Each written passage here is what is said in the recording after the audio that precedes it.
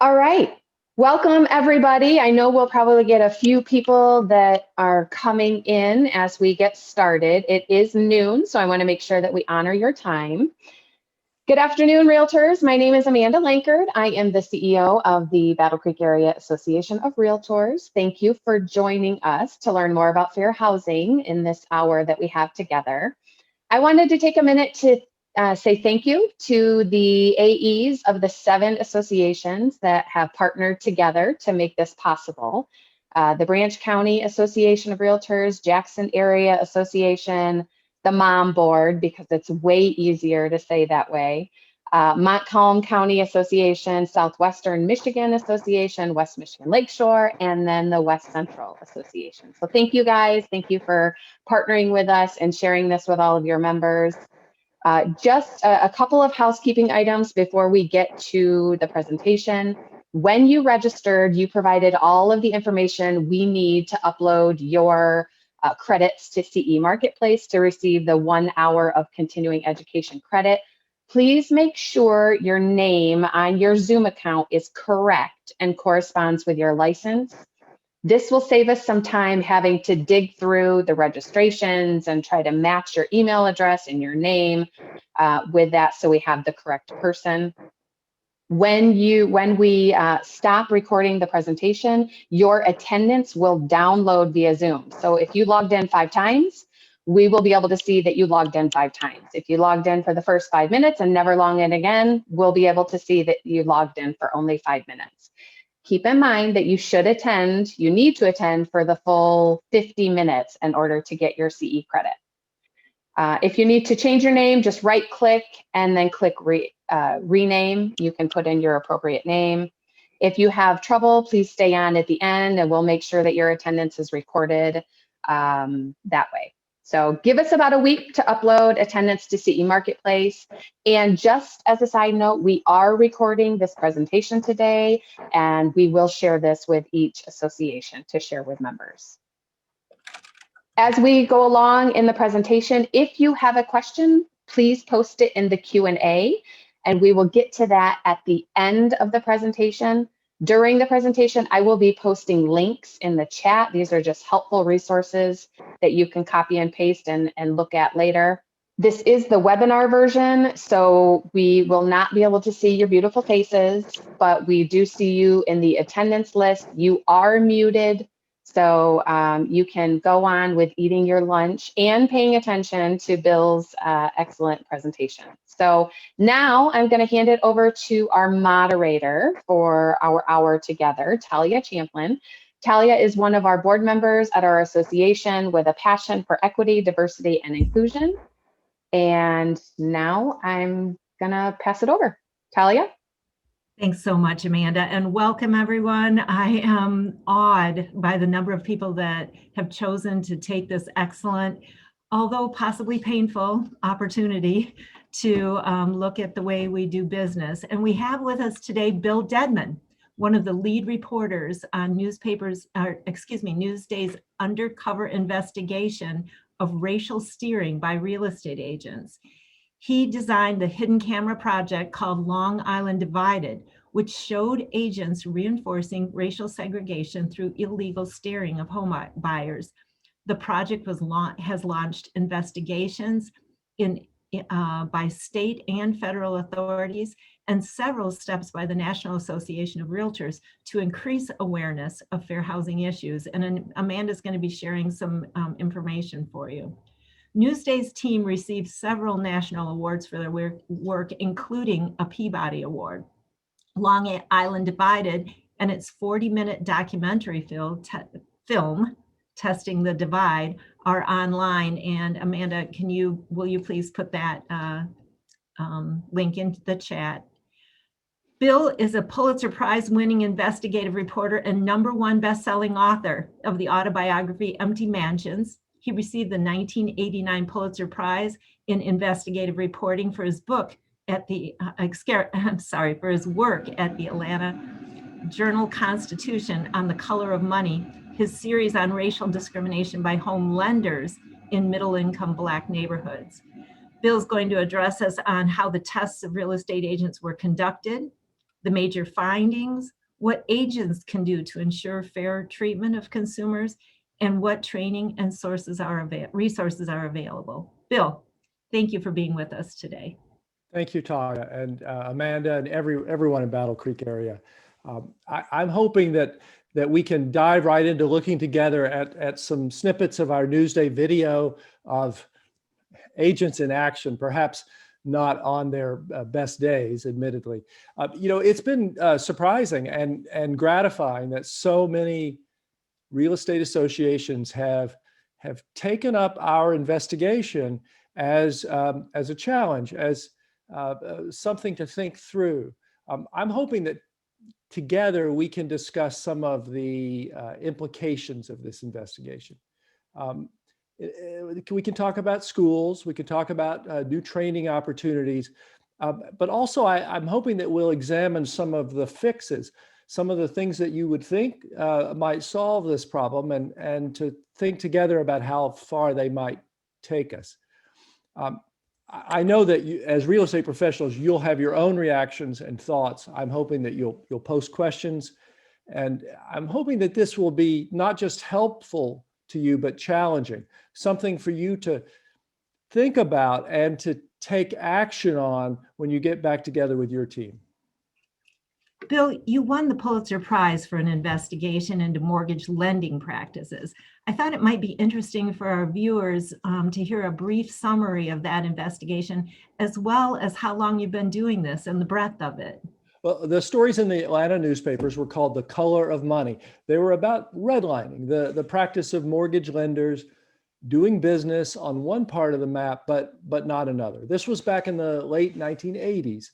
And redlining had gotten attention earlier, but seemed to be thought of as something from the past. And we found lenders were making home loans in white areas, even lower income white areas, but not in Black areas of Atlanta, even the higher income areas where Coretta Scott King and Andrew Young and executives from Delta Airlines lived. And we looked at how the banks operated. We found differences in branch locations, in where you could put in a loan application, and in which real estate agents they marketed to. I guess for me, one of the lessons was how small actions could, intentionally or unintentionally, more likely, have a big impact. And I'd like to mention a later project looking at racial profiling in traffic stops in Massachusetts. The series was called Speed Trap, and it's online. An interesting thing about being stopped by an officer for speeding is that you have no way to know if you're being treated equally. If you get a break, if you get a warning, does everyone get one? If you get a ticket, you don't know if everyone got the same. It's much like shopping for real estate. You have no way to know how the other customers are treated. And what we found in Massachusetts was that it's easy to predict who gets a ticket, not a warning, if you know their race, sex, and age. For example, women got a break, especially younger women up to about age 40. It's just like who gets roles in Hollywood. Minorities rarely got a break, especially Black and Latino men. So there seemed to be some racial profiling at work. Everybody was speeding, some got a ticket. And in that case, we were looking, just as with the mortgages, with public records, which told us about how the result came out.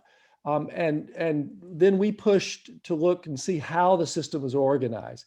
I think what's different about the Long Island Divided project with real estate is that we're not coming along later looking at records. With the video cameras, we can watch people violate the fair housing laws.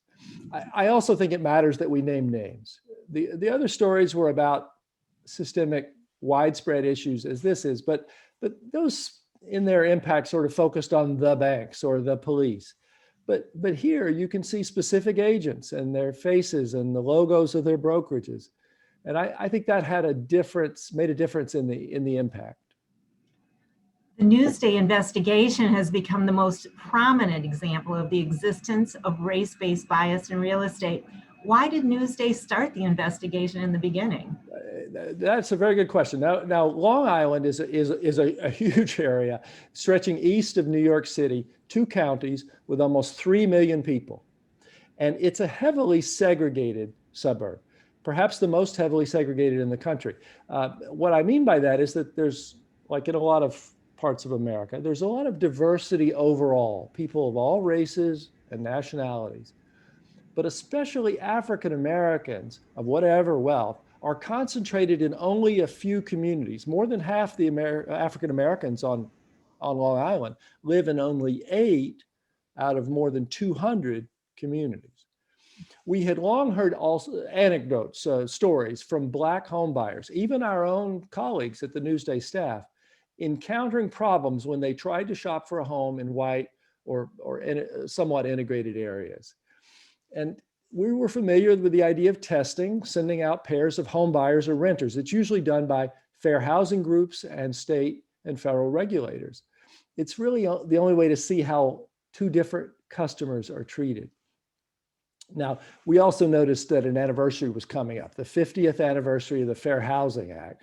And we wanted to see how the gatekeepers in real estate were doing at that point. We followed the methods that were used by fair housing agencies, with the addition of hidden cameras for video and audio. That's legal in New York, and it's legal in most states, including Michigan. You'll often find incorrect information about Michigan's law, but I think if you dig into it, you'll see that Michigan is like the majority of states that require only one party to a conversation, and that party can be the home buyer, to consent to audio recording. There are about a dozen states where it's not allowed. Everyone has to consent, but you can still have testing anywhere because testers can take notes and testers can be debriefed afterwards, and you can look at the listings that they were given. Why don't we just look at a first little bit of introductory film here. The problem that's highlighted in this video clip is what we were surprised to find was a barrier to entry, a failure to serve one customer at all when another customer in the same circumstance does get service. We're not going to like those schools. But you don't want to go there. It's a mixed neighborhood. Mixed neighborhood. If agents are courteous and professional, how can you know that they're treating you equally compared with someone of a different race or ethnicity? I have to say it without saying it, you know. Behind smiles and handshakes, how do you know if they're giving you fewer options or suggesting different areas? I'm not going to send you anything you want to unless you don't want to store it in your car to buy your friend. Or that rules don't apply to you and another home buyer in the same way. Yeah, okay, I definitely need that. Long Island is one of America's most segregated suburbs. Newsday set out to discover what role real estate agents might play in keeping it that way, potentially affecting the quality of lives. Technically, as a real estate agent, you shouldn't tell the buyers. In house hunting, it's nearly impossible to see evidence of hidden discrimination. You would never know unless you go undercover.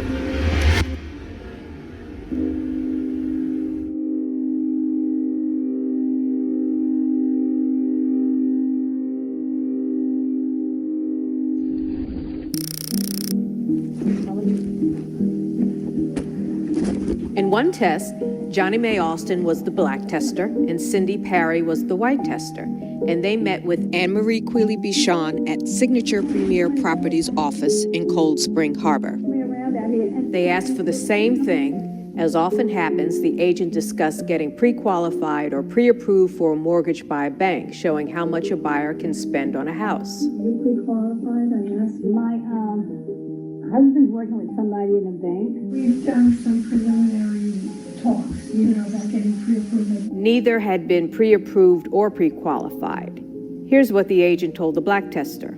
So I really need that. I won't take out anyone unless you have a pre-qualification letter. So I need to know that means I can't pre-qualify for a mortgage. Oh, so that means I can't go out to see anything. I won't do it. You can try another person, but I don't have the time. And without pre-approval, here's what the agent told the white tester. What is your availability? When can you start looking at houses? I would say not this coming week. Cindy received 79 listings from this agent. Johnny May couldn't get any listings. And Cindy, the white tester, received 2 home tours. They had the same finances, the same budget, and they made the same request in the same area. But one was white, the other was black. The agent treated them differently.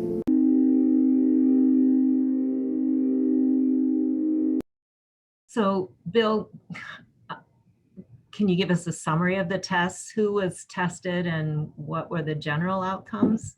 Oh, yes. So the way we organized it is our Newsday team focused on home sales only, no rentals.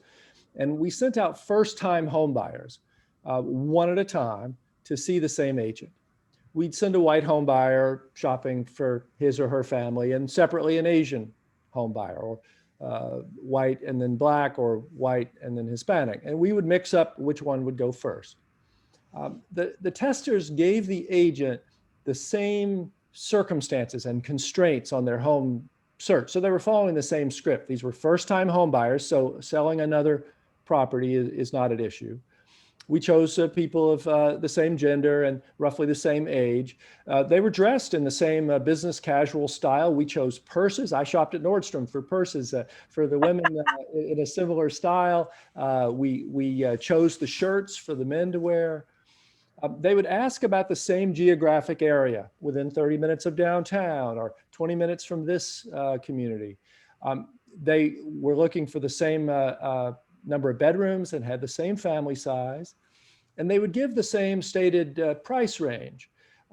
They were ready to give the same income and same credit scores if they were asked, but they were rarely asked any financial information other than the mortgage pre-approval status, as you saw, and they both had the same status. We shop for houses from entry level, and in New York prices, entry level is about $400,000, to the high end, about $7 million. That won't get you Alec Baldwin's house out in the Hamptons, but it'll get you in his neighborhood. But always the same price for both testers. And they saw the same agent. Now, that wouldn't really be necessary for a fair housing lawsuit. 2 different agents at the same brokerage are also required under the law to treat customers equally. But we thought it would be more fair and more persuasive to have the same agent see both customers. We did 86 of these matched pairs at 12 companies or brands. These are the 12 that represent more than half of the sellers in our market. Familiar names: Coldwell Banker, Keller Williams, Century 21, Remax, as well as the large regional brands, Corcoran and others. We tested each company many times. We recruited and trained 25 testers to do this home buying. Some came from church groups, but mostly we used out-of-work actors because there's so many of them in New York. We would train them with their identities, dress them the same, rig up the video cameras. And the testers would meet with the agents, receive listings, go on home tours. Now, then our team would review 240 hours of videos to see how the customers were treated and analyze the thousands of listings to map what school districts and communities they were given. We didn't feel comfortable being the referees. We had 2 fair housing experts review each test for evidence of unequal treatment. One had run a testing program for the Department of Justice and helps fair housing groups, and the other is a law professor who wrote the textbook on fair housing law. And only if both of our referees independently threw a flag did we count the agent as a penalty. We gave the agents and their brokerages all these details to let them come in, watch the videos so they could respond to our findings before we published. We put all of it online. So you can see the videos, you can read what the expert said, see the maps of the listings. So there's no such thing here as out of context. So this was a careful effort. It took more than 3 years. This was not a drive-by investigation. So the results. Overall, the agents gave unequal treatment in 40% of our tests, 4 out of 10. But the results were different by race. So here's what I mean. 19% of the time, 2 out of 10, Asian buyers were treated differently than their white counterparts, 2 out of 10. 39% of the time, 4 out of 10, Hispanic buyers were treated differently than their white partners. And 49% of the time, half the time, Black buyers were treated differently.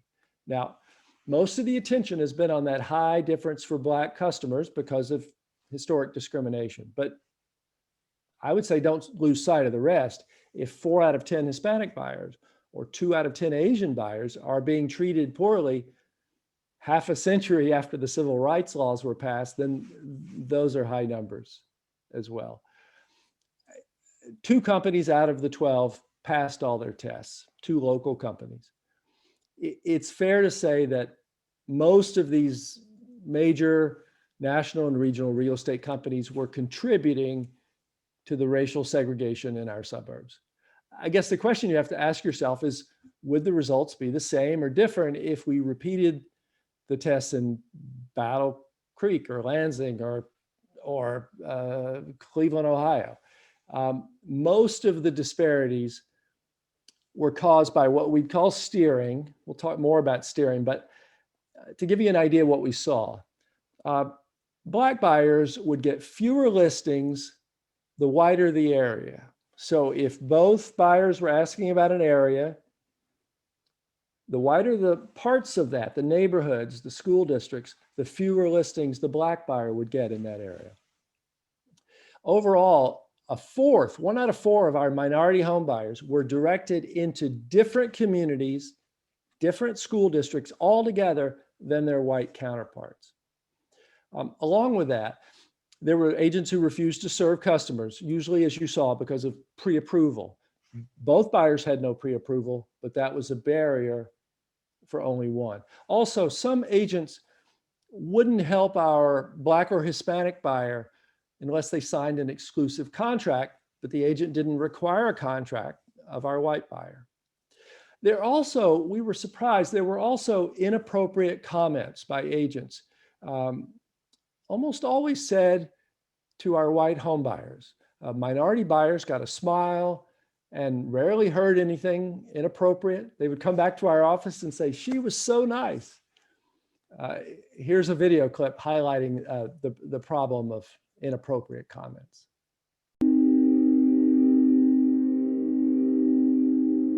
Hispanic community came in, and they really took over Springs and Northwest Woods area. Here, an agent gives conflicting advice about Freeport. I like Freeport. Now you have a bad school district, and that's not good for resale value. On the school bus, see the moms that are hanging out on the corners. But you don't want to go there. It's a mixed neighborhood. It's mini United Nations. Because you might be more comfortable in a certain demographic area that isn't heavily one way or another in terms of the people. Bayshore has 2 school districts, Brentwood and Bayshore. You don't want to have Brentwood school districts. You want to have Bayshore school district. I can't say anything, but I encourage you, I want you to go there at 10 o'clock at night with your wife to buy diapers. Go to that 7-Eleven. They didn't buy there. No, that's great. I have to say it without saying it. You know, you have the knowledge of the areas. Yes. You know. I don't want to use the word steer, but I try to use another word. I educate in absolutely. the areas, That's... you know. Yeah. How are you, Russ? Hey, Russ. Good. How are you? We're either waiting for the owner or waiting for the agent to show up. You don't want to be. I don't think you should be in Elmont. I think you should probably just be Franklin Square. And I remember specifically, he talked about steering. Yes, that's what he said. Steering, yeah. Yeah.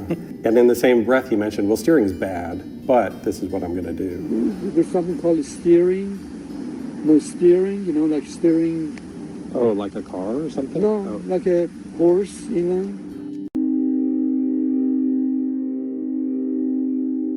I have a sense that Some agents may have gotten the message through their experience or training that complying with the fair housing laws means not saying the wrong thing, as though it's some sort of political correctness, or not saying the wrong thing to the wrong person who might complain about it. It appears that we need more attention to steering and differential treatment. In other words, on what agents do instead of what they say. And are they giving the same advice to all clients, treating all clients equally? So we've heard about steering, but can you tell us more what's meant by that term? It's an imprecise term. Steering is often used as a catch-all for various behaviors. I'll give you some examples. Showing one person an apartment while telling another person that no apartment is available. That's steering. Telling one person that there's no housing in an area in their price range, but showing housing in that price range to others. We saw that happen. Asking one customer for ID, but not the other customer. Making unsolicited comments about the race or ethnicity or religion of people who live in an area, or comments about the schools or crime or resale values as a way of encouraging or discouraging someone from living there is steering, especially while giving contrary information or being silent on those matters to someone else. You saw an example of an agent telling a white buyer to avoid an area because of poor resale values, while that agent encouraged the minority buyer. You'll love it there. Providing more service to one group than another. Overall, our white testers got more listings than their black counterparts, an average of 50% more. It was more equal for white and Asian and white and Hispanic buyers. Now, we've been talking about it in terms of individual customers, but if you look at it neighborhood by neighborhood across all of our tests, here's how it shook out.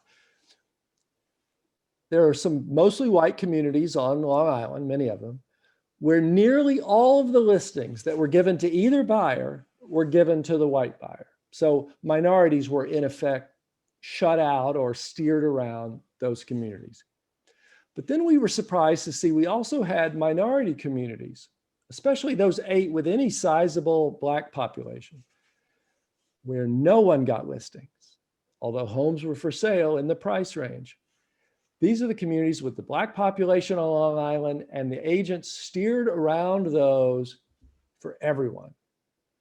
Now, our legal experts said, well, who's got the lawsuit in that case? Well, it's not just the steered home buyers, but it's everyone who's tried to sell a home in those communities and their listing agent. And the communities themselves have a lawsuit under the Fair Housing Act against those agents and their brokerages because they're harming their resale values.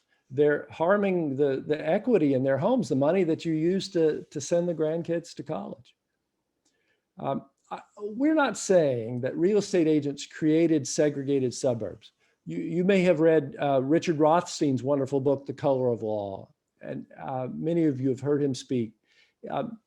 He lays segregation at the feet of government action back to the 1930s, with racial covenants limiting who could buy a property and financing available only to white buyers when suburbs were developed.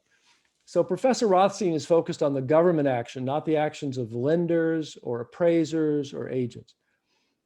But we agree that realtors have followed the industry's segregation, maybe not creating it, but helping reinforce it.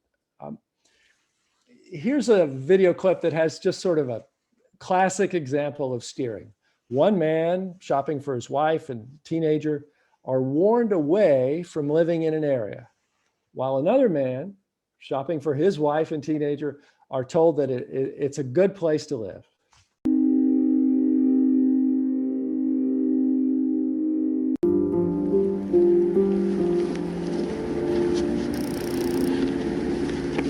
Kelvin Toon is a black man in his early 50s, and he went in to meet with an agent involving a test in the Brentwood community, a community that is 80% Hispanic and black.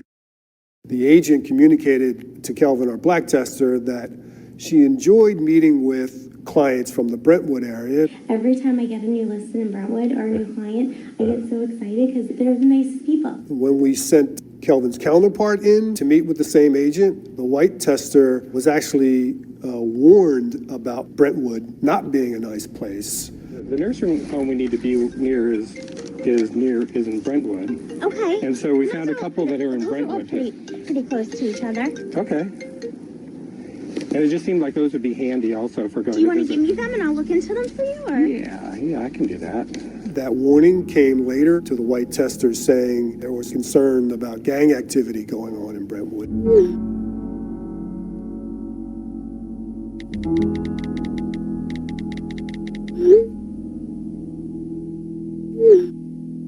This agent wanted the white tester to know, but that information wasn't provided to Kelvin, the black tester. The listings centered black tester Kelvin in Brentwood with 27 house listings, while the white tester got 0 listings in Brentwood and was directed towards much whiter neighborhoods.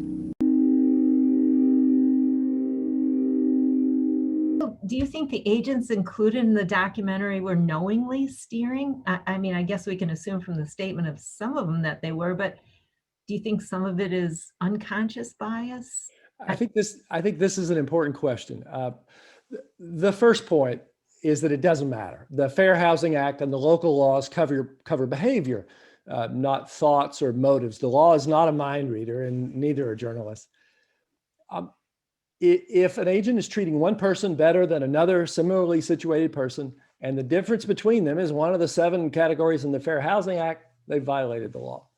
To remind you, those categories are color, race, religion, national origin, disability, sex, and family status, usually meaning having children or being pregnant. You also have state and may have local laws that might include marital status or sexual orientation or other categories. Now, although it doesn't matter, it is interesting to speculate about the motivations of the agents.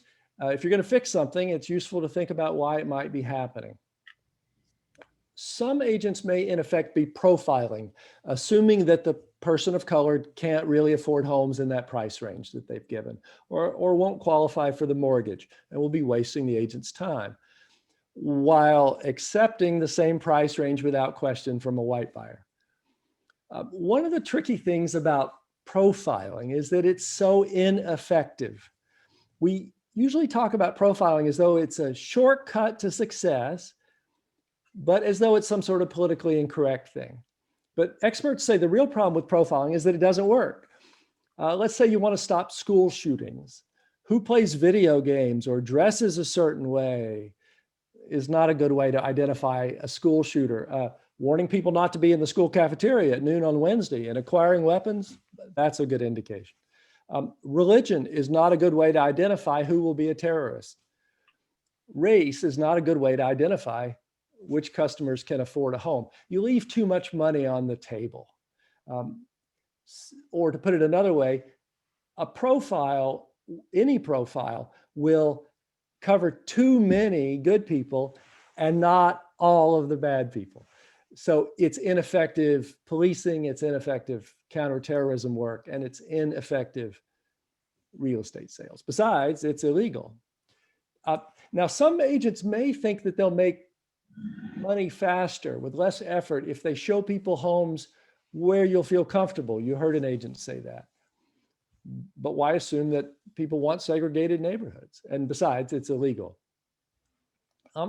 It is possible that some agents have a strong prejudice or anti-minority bias. I'm assuming that that's a tiny group and can't explain all of this. We have too much steering to be explained by people having an outright prejudice. Some agents might not have a bias themselves, but they might be acting out of sort of a referred bias. Let's see, you have a toothache and it's because your shoulder hurts, a referred pain.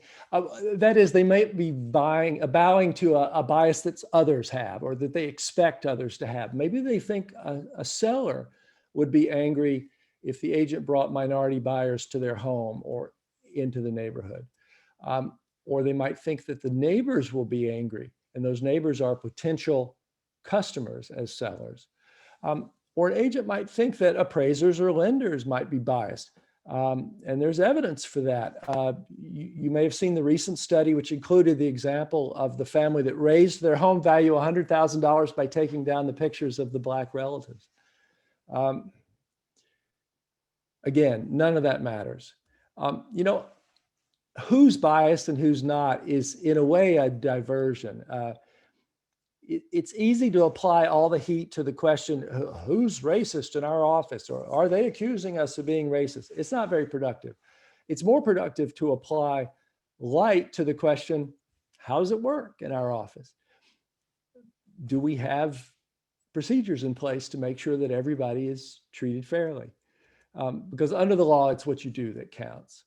I also think it's important to note that our testers had been unaware that they were treated better or worse. It was, the differences were subtle, weren't apparent to those who were home buying. And they would only see these differences when our team brought them together to watch the videos. Here's a clip where you'll meet some of our testers, and you'll hear from a fair housing expert who works a lot with testers.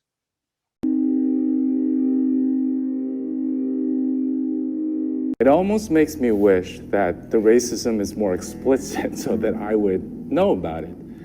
Too often I hear people who maybe aren't as familiar with this kind of work say, oh, well, they were just testers. But all you have to do is tell someone, which I have to do on a fairly regular basis, that you were turned down because of your race, and tell them the circumstances that occurred on a particular test.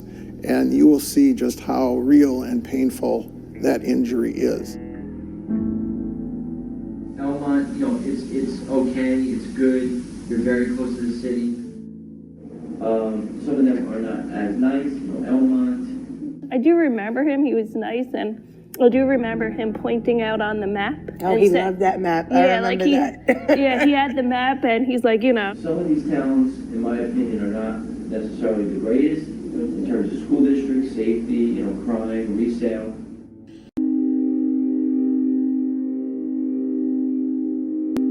You know, the agent with the map, the second generation real estate agent, he looked like General Patton planning the invasion of Sicily. But, you know, he had two different invasion plans, one for the white buyer, one for the black buyer. One of the patterns that startled us time after time was agents who would begin their presentations to a new buyer. These are new customers, first time meeting, with inappropriate comments or with information that violates the Fair Housing Act. It didn't seem to be an offhand comment. It seemed to be the sales pitch, their standard guidance for how to narrow their search. I hate to say it, but it seemed like for those agents, steering was the service that they were selling. So what role did schools play in the action of the agents? Oh, time and again, we heard agents explain to our buyers, everything is by schools. Now, notice that across the country, school districts are so segregated by race in many communities that directing someone to a certain school district is the same as directing them to an area with high or low minority population, whether you mention race or not. It's hard to wrap our heads around it, but America's schools are more segregated now than they were 30 years ago. So schools are the biggest way that segregation happens. It was routine for agents to use schools to sort, touting one district. This one's blue ribbon and that one's declining, but then giving different information to different buyers, or encouraging a buyer toward a district and then not mentioning that district to the other buyer. Now, this is complicated because around the country, some agents have picked up on the idea that they can't talk about schools at all. You've heard agents say, oh, I can't mention schools. Well, that's not true. The Fair Housing Act doesn't say that. Agents can give straightforward, factual information. Agents can answer questions. You can say where your kids went to school and what their experience was. Or you can refer customers to other information, to websites. The problem arises when agents are picking and choosing different districts.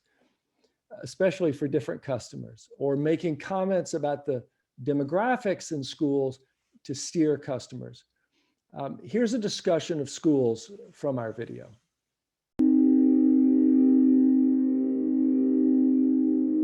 I said, do you really want your future children going to Amityville School District? We're going to try and stay away from Freeport, Roosevelt, Hempstead for now because of the school district. This part, the Salisbury part, is demand because the schools are much, much, much better.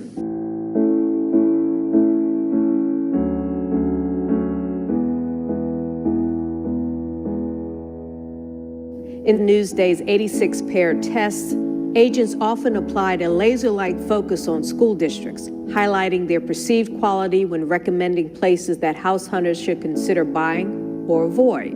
Fair housing experts say touting or disparaging school districts can put agents in jeopardy because talking about school districts can be taken as a euphemism for race. There's a few districts that I know I would I won't look in those towns. Oh, okay. You know, like Freeport and Baldwin and Amityville, which is part of Massapequa schools, but it's just certain parts of Massapequa. If the customer asked about the quality of the schools and the agent responded with accurate information, I think the agent would be fine. The problem with talking about differentials in schools is that at least in the last 10 or 15 years, that has been a proxy for race. They don't mention the race of the community. Good schools are available in these areas.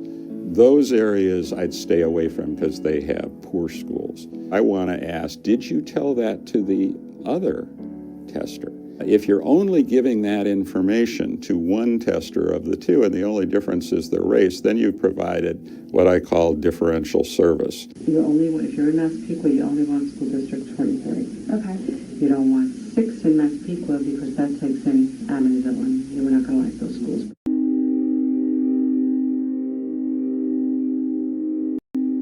That agent was not the only one to send our homebuyers back to the Newsday office with a list of which schools to go to, but sent 2 different testers back with 2 different lists.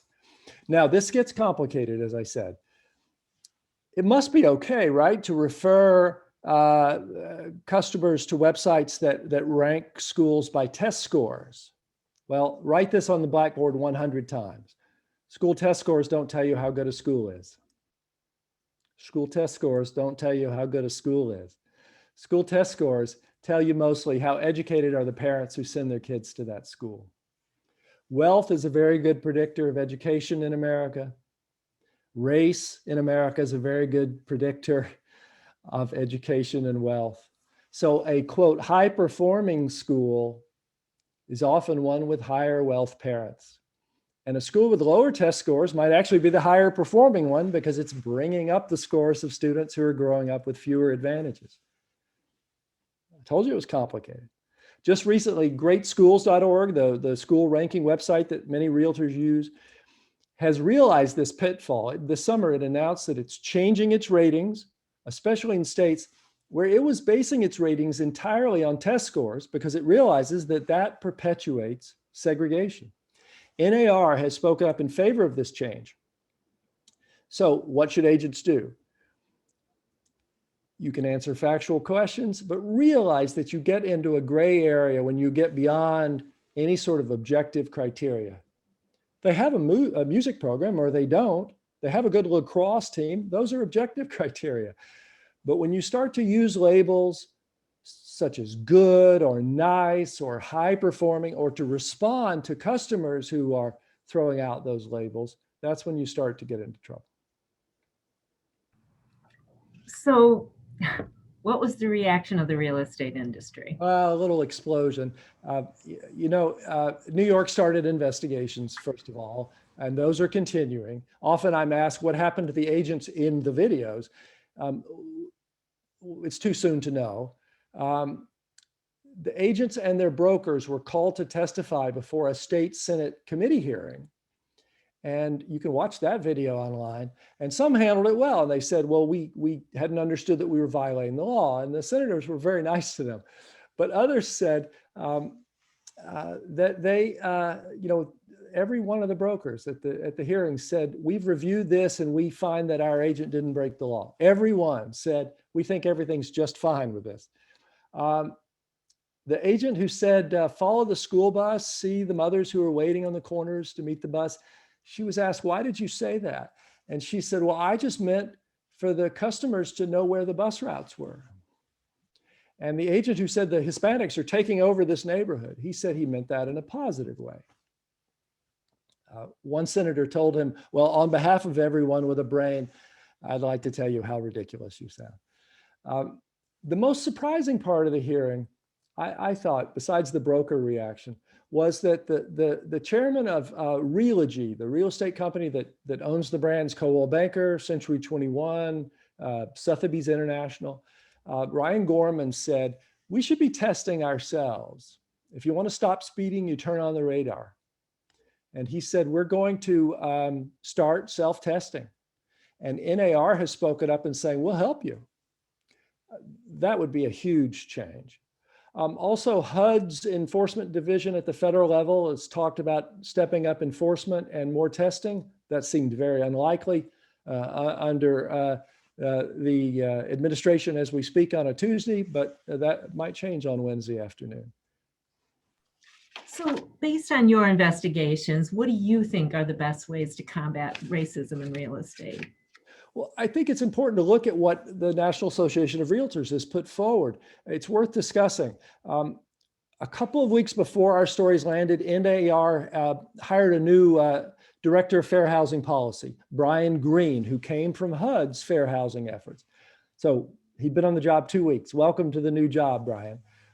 But they've put out a plan to respond, and they call it ACT, A-C-T. So A is for accountability, C is for culture change, T is for training. So accountability. First, NAR is working with your state association and others to ensure that state licensing laws meet a national standard for fair housing requirements and enforcement, holding real estate agents accountable. That is new. And NAR is also developing this program of self-testing, sort of a cookbook to help the real estate companies like Realogy that say they want to test their own agents. We'll help you, we'll sort through what the state laws are and the practices of fair housing groups, how to go at it so that they can implement it in their company. I think that might hold the greatest promise for change. C is for culture change. You know that your code of ethics as realtors requires you to follow the fair housing laws, but you may not know that for decades, that same code of ethics during my lifetime required realtors to enforce racial segregation. So let's acknowledge that cultures can be changed.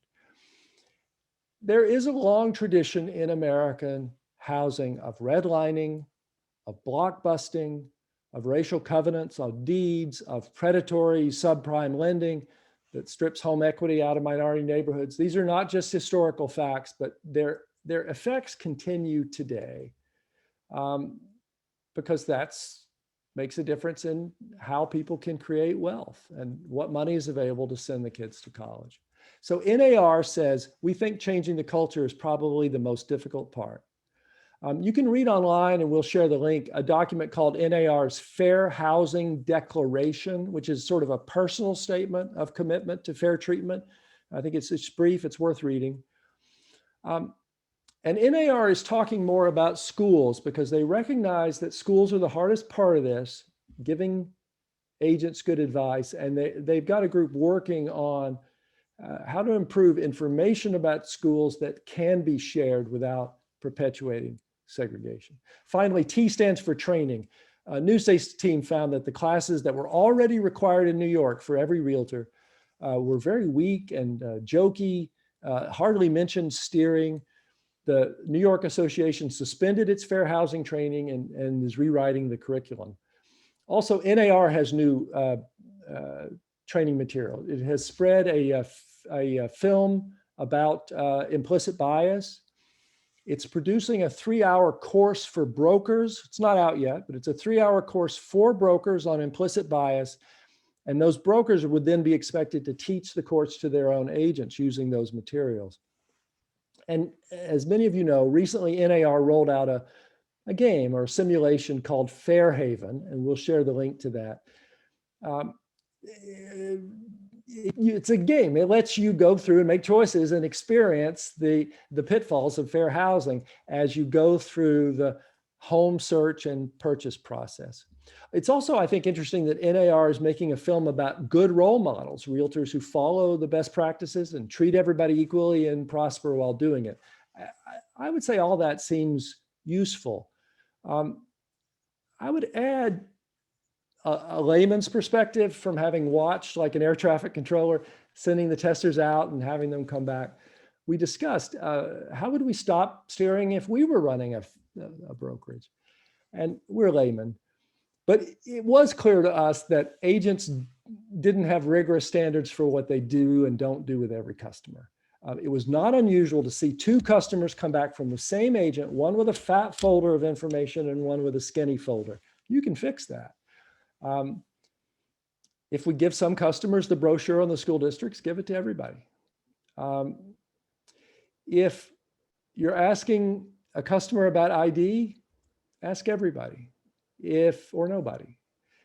If you insist on pre-approval, insist on it for everybody or nobody. If you're going to share the school district information, share it with everyone. We also were curious whether there was any oversight at all in brokerages. In other words, whether the broker who's responsible knows what listings the agents are sharing. Does anybody come back behind and look over the shoulder and say, why'd you leave this area out? How come they got only this area and not this one? Is anyone looking at the selections that are made in the MLS software or your software to pick and choose neighborhoods or school districts? If you're asking about income and credit scores, do you ask everyone? These are the things that do seem fixable. Now, other fixes have been discussed, and I admit all these things are helpful. You could argue that diversifying the realtor workforce would have benefits, as we've seen in many industries. But we also have to recognize that it's not a cure-all. Just as you can see police brutality by some officers of all colors, it's not a complete fix, but it might help if there were more realtors of minority backgrounds.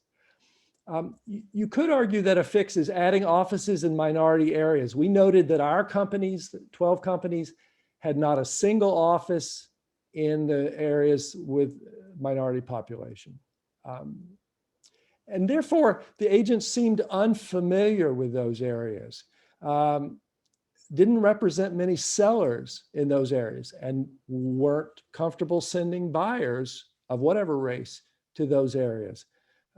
Even a bus tour of your agents might open eyes to, oh, gee, those really nice homes in that minority community by the water. I didn't know they were there. Better training may help.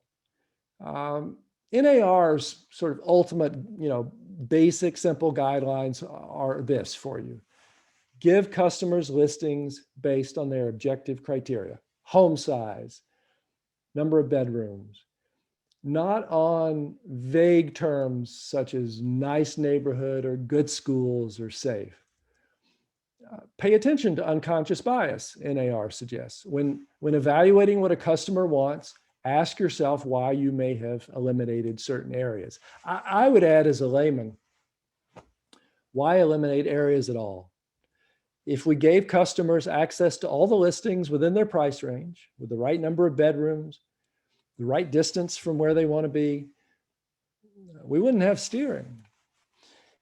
In other words, it may be that the best way to stop illegal steering may be to stop steering customers at all. Well, that's my view. I realize quality control is difficult in an industry where agents are self-motivated and independent and working, we all are, out of our homes or SUVs. But I trust that all of you want to make sure that everybody who comes into your office someday or calls or comes through the internet is fairly treated. So what I encourage you to do first is to watch our full 40-minute video if you haven't seen it. We've shared the link, and read the stories. Have a popcorn, have a video night, share the link on Facebook, have a discussion with your customers and your colleagues, not who's racist in our office, but how does it work in our office? What could we do to increase the chances that everyone is treated equally? I appreciate you inviting me. You may have other questions, and I'd really like to hear your reactions. Thank you.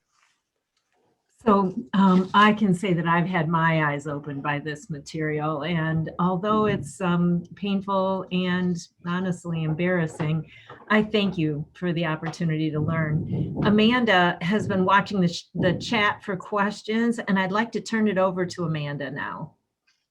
Thank you, Bill. Thank you. Okay, it looks like we have a couple of questions. The first one is, what would be a good answer to the schools question? So if somebody asks you about schools, how would you answer that? And then there was another question in the chat that says, wait a minute. So if your buyer asks you for test scores or a website that reports test scores, can you still do that? You can do that. To answer the second one first, yes, you can refer to websites and you can give test scores. You just have to realize that test scores perpetuate segregation. I know that's complicated, but you have to recognize the implication of that is that it might be useful to share with the buyer that test scores don't mean a school's better. That'll blow their minds. The answer to the schools question, I've heard agents make what seems to be a good recommendation, which is to show your cards, explain to them that there are fair housing laws and there's guidance that you can't give. Picking and choosing neighborhoods for them, they need to do their own research. They need to go to the school websites. They need to go to sites that compare schools and where readers make comments and parents make comments, and they need to do their own research. Once we're past the pandemic, they need to go put their feet on the ground in those schools.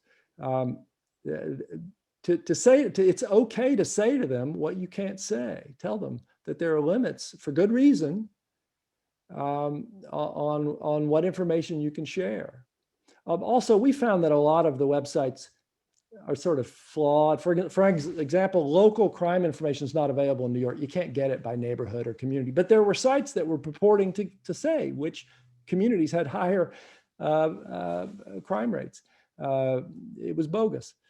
So realize how sometimes there really is very limited information.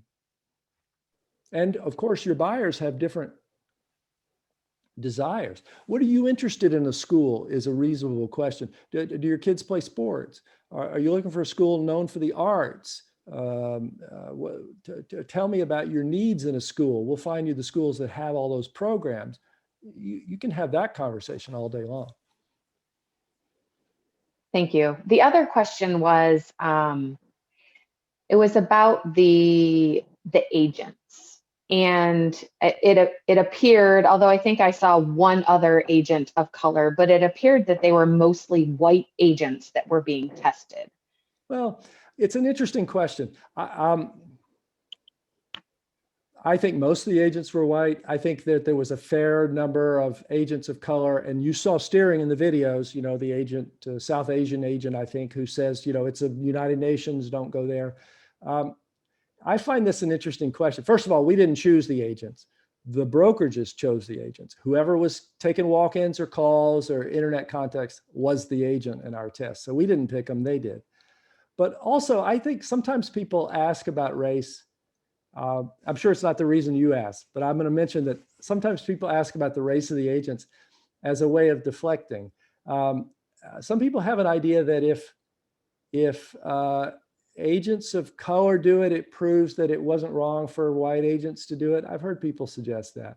I don't think it matters what the race of the agent is at all, because steering, illegal treatment, the fair housing laws, these all apply to everybody equally. And so the the race of the, in other words, one doesn't have to be white and intentionally discriminating against an individual of color to be discriminating.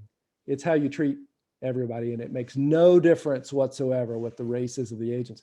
In the hearing, one of the agents said, "Well, I'm a lesbian. I can't possibly be discriminating." This is not how it works. It's a good reminder for all of us. The last question that I have, and because I know it's 1 o'clock right now.